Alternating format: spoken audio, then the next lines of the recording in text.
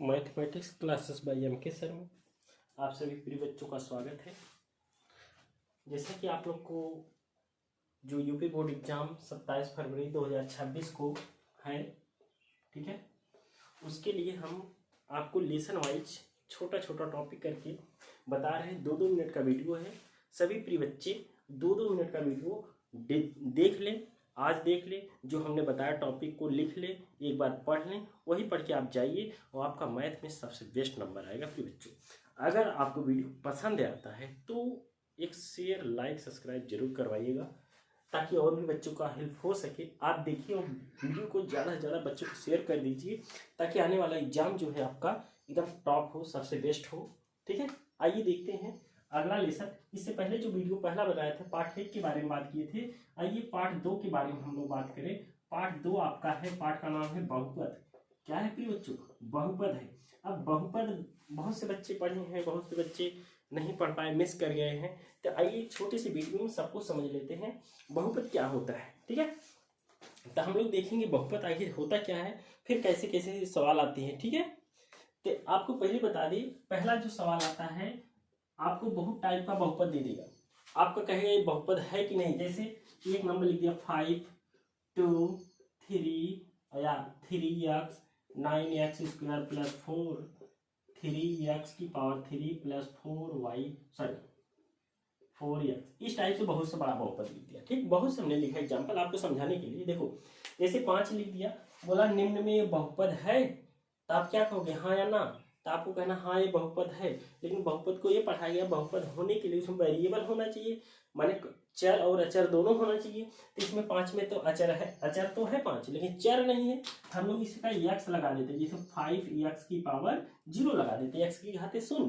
तो बताओ x की घाते 0 का मान क्या होता है? 1 होता है। 5 में गुणा करोगे तो वही संख्या है, इसलिए सभी भी नंबर बहुपद होते हैं। ठीक, जैसे दे दिया 5 लिख दिया, कहीं इस बहुपद की घात बताओ, तो इसमें या वेरिएबल तो है नहीं, मीन्स जिसे हम चर कहते हैं वो है नहीं, तो चर अपने मन से वही x लगा के उसकी घात 0 लगा देते हैं। तो जिसमें आपका चर नहीं होता है उस बहुपद की घात हमेशा 0 होती है। प्रिय बच्चों, अगर आपके बोर्ड एग्जाम में 1 नंबर का सवाल आता है, 2, 5, 10, 3, 7 कुछ भी नंबर लिखा रहे, उसमें XYZ कुछ न लिखा रहे, मीन्स चर वैल्यू न लिखी रहे, तो आप उसकी घात क्या बताएंगे? 0।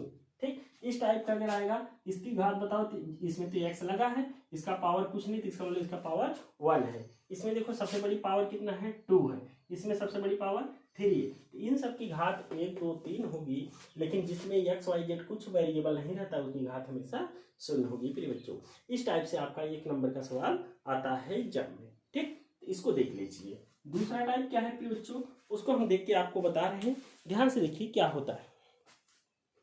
दूसरा, इसी बहुपद में आपको ग्राफ बना के दे देता है। इसी देखो ऐसे ग्राफ बन जाएगा, ये x एक्सेस होता है और ये वाला y एक्सेस होता है, जिसे हिंदी में y एक्स कहते हैं। ठीक, तो इसमें से पूछता है, ग्राफ बना रहे, कहेगा बताइए इसमें कितने शून्यक होते हैं, इसके शून्यक कौन कौन है, शून्यक पूछता है। तो x एक्सेस पे जितनी बार लाइन कट करती उतने शून्यक होते हैं। जैसे देखिए x एक्सेस यही है, अगर ऐसे ग्राफ बन गया तो आप देखिए x को कितनी बार काटा, 1, 2, 3, 4, इसका शून्य क्या होगा प्रिय बच्चों? 4 होगा। क्या होगा? 4। इसमें शून्य ही पूछता है, तो आप इसका 4 आंसर लगा देंगे। ठीक, सपोज करो ऐसा ग्राफ आ जाए, आप बताओ x की घात x इसमें कितने शून्यक होंगे, तो आप कहेंगे इसके 1 शून्यक होंगे, एक बार कटता है।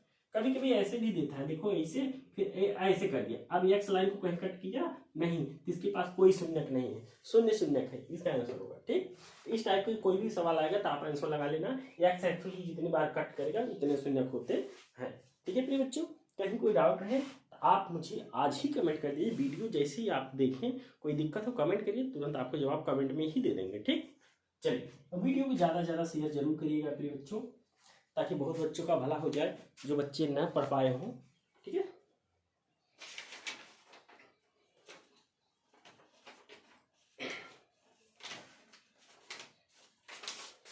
ये क्वेश्चन हो रहा था प्रिय बच्चों, जैसे आपके पास द्विघाती बहुपद दिया रहेगा ऐसे, ax square plus bx plus c equal 0।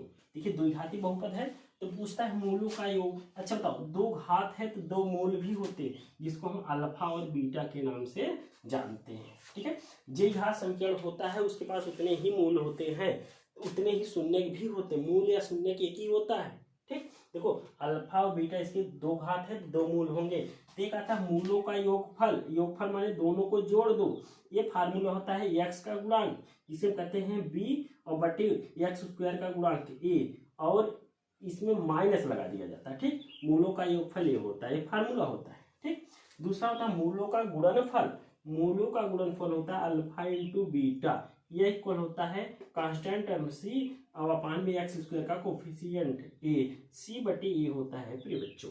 ठीक, अगर आप ये जानते हैं तो आपको कोई इसे द्विघात समीकरण दिया रहेगा, कहेगा निम्न में मूलों का योगफल क्या है, तो योगफल को आपको निकाल के जोड़ना नहीं है, डायरेक्ट एक्स का गुणांक जो है यहाँ रखो, एक्स स्क्वायर का गुणांक जो है यहाँ पानी में भाग करा दो, और आपका जो भी आएगा आंसर हो जाएगा।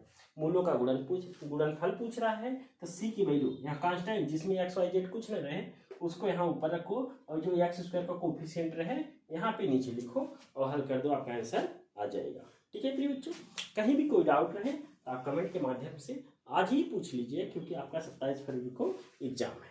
ठीक है प्रिय बच्चों, मेरे ख्याल से आपको समझ में आया है। ठीक, आपको हमें बताना चाहते हैं प्रिय बच्चों, अगर ये वीडियो आपको पसंद आया थोड़ा सा भी, तो एक लाइक सब्सक्राइब शेयर जरूर करिए, और अपने प्रिय मित्रों को भी शेयर कर दीजिए, ताकि वो भी देखकर अपना सवाल अच्छे से कर सके। और आपसे एक रिक्वेस्ट ये है, जितने फार्मूले जितने टाइप्स हम बता रहे हैं सवाल, एक एक सवाल आप घर पे जरूर प्रैक्टिस ही करके जाइए, एक्स्ट्रा पढ़ने की कोई आवश्यकता नहीं प्रिय बच्चों। इस वीडियो में बस इतना ही, फिर मिलते हैं अगले वीडियो में अगला चैप्टर। ठीक।